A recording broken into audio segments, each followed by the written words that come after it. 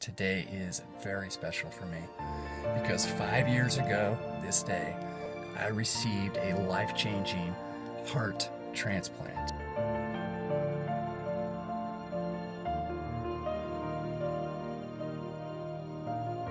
Now I am back. The mission helped me not be so self-conscious, believe in myself a little more, and I feel fresh.